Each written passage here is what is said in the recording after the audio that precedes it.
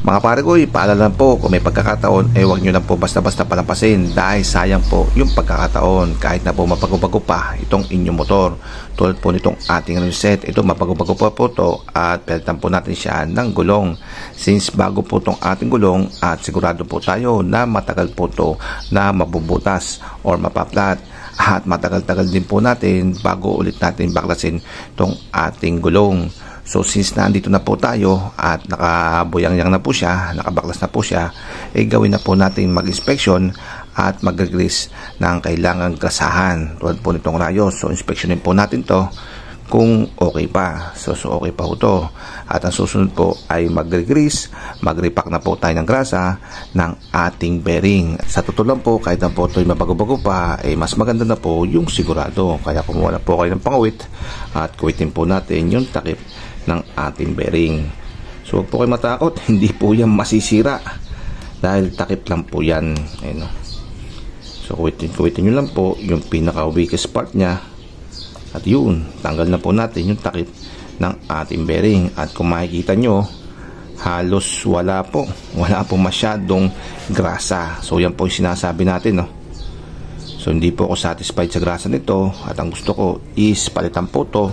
Sa pagpapalit naman, wala po tayong gagawa kundi kuskusin lang po yung harapan. Ayun. At syempre, kumuha po tayo ng syringe na meron po siyang grasa na paborito nyong ilagay. Mas maganda po kung high temp o yung mga makukunat na grasa. Kagandahan lang po ng syringe kasi once na ito ay pinush nyo, may tendency po siya na pumasok po hanggang kaloob-looban.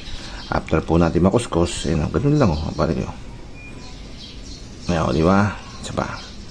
So lahat po ng slot tutusukan nyo.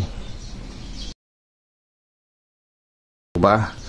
So yun na po yung ating grasa. At ang gagawin natin is ibabalik lang po natin itong kanyang cover. Di ba? Okay na po mga pare ko. Safe na safe at sigurado po tayo na may grasa po itong ating bearing. So balik rin po natin at yung kabila naman. Gamit po yung pangkuwit ay ikuwitin po natin yung cover para matanggal. Yun. So ito medyo okay pa po yung grasa nito. Hindi po tulad ng sa kabila. Ito, kuskusin lang po natin itong sa ibabaw. And saka po natin siya saksakan pa ng grasa.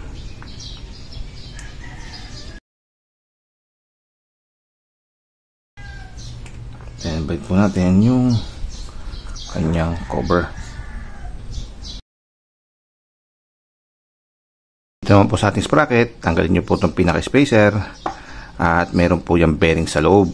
Kumuha po kayo ng basahan, ilapat nyo para po hindi magasgas at kumuha po kayo ng pampatikwal ng dust seal. So ito, wag po kayo matakot, dust seal lamang po to at hindi po siya oil seal. Madali lang po magpalit nyan at mura lamang.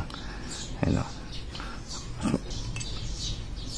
Nalipad pare ko At ito, magagrasaan na po natin itong ating bearing. Then kumuha po kayo ng pangkuwit at kuwitin nyo po yung kanyang takip. Yun. Then kung makikita nyo, kulang na kulang sa grasa itong ating bearing. At syempre, re-repack natin yan at dadagdagan natin yung kanyang grasa. Ayun. Yung kabila, huwag nyo naintindihin dahil pag ikot po niyan ay mapupunta na rin po yan sa kabila.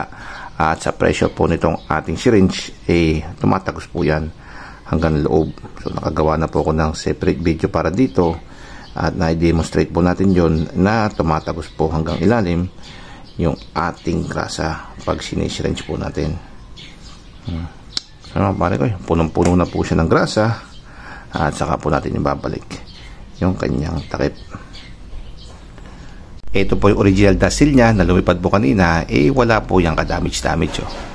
At ito po ulit yung ating kakabit dito. Pero bago po natin siya kabit, ay lagyan po natin ng kanting grasa itong kanyang paligid para smooth po yung pagpasok.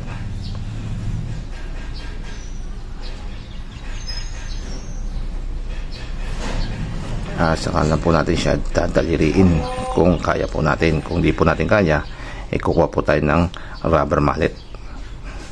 After po natin maripak sa grasa itong ating mga bearing, ito na po talaga na ready to install na po itong ating gulong. Tandaan nyo po, wala pong original at matibay na bearing sa kulang at lalo na po sa walang grasa. Siguradong masisira po yan. So hanggang dito lang po yung ating video at paalam na sa inyo mga pare ko. Kita kasi lang po ulit. Paalam.